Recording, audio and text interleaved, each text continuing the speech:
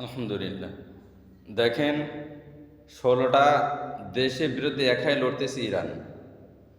Iran একাই লড়তেছে, অর্থাৎ এর মধ্যে কাফের মুশরিকের কয়েকটা দেশ আছে আর মুসলিম কয়েকটা দেশ আছে। মুসলিম কয়েকটা দেশ যে আছে, যেই জায়গায় আমেরিকা এবং ইসরায়েলের সেনাঘাঁটি আছে, ইহুদিন আসারা বিভিন্ন আস্তানা অফিস বিভিন্ন কিছু আছে, ওই জায়গায় হামলা করতেছে ইরান। আর প্রকৃতভাবে ইহুদিন আসারা বিভিন্ন দেশ যাহারা হ্যাঁ সরাসরি ইরানের ওপর হামলা করে তাদের ওপরে। তো দেখেন, আমরা চাই এই জায়গায় ইরান জয় হোক, ইনশাল্লাহ হবেও।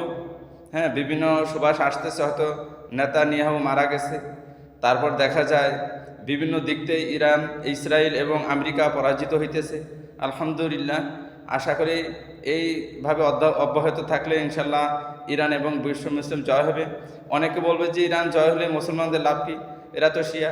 ভাই দেখেন, একটা ঘরের মধ্যে যখন ১০-১২ ভাই থাকবে, তখন বাইরে মানুষ যখন আক্রমণ করতে আসবে সবাই মিলেমিশে তাদের প্রতিহত করাই সবচেয়ে উত্তম।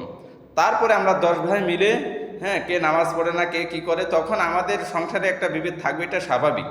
তো এখন দেখা যায় ইরান যদি জয় হয়, পশ্চিমাদের পতন হবে, আমেরিকা ইসরায়েলের পতন হবে। তখন দেখা যায় মধ্যপ্রাচ্য এবং কি আরব কান্ট্রিতে, এশিয়ার ভেতরে পশ্চিমারা কোনো বাহাদুরি করতে পারবে না। ইনশাল্লাহ দোয়া করেন সবাই, যত ইরানকে আল্লাহ তাআলা জয়যুক্ত করে, পশ্চিম এবং ইহুদিন আসারা খ্রিস্টানদের আল্লাহ ধূলিসাৎ ধ্বংস করে দেয়। আমিন।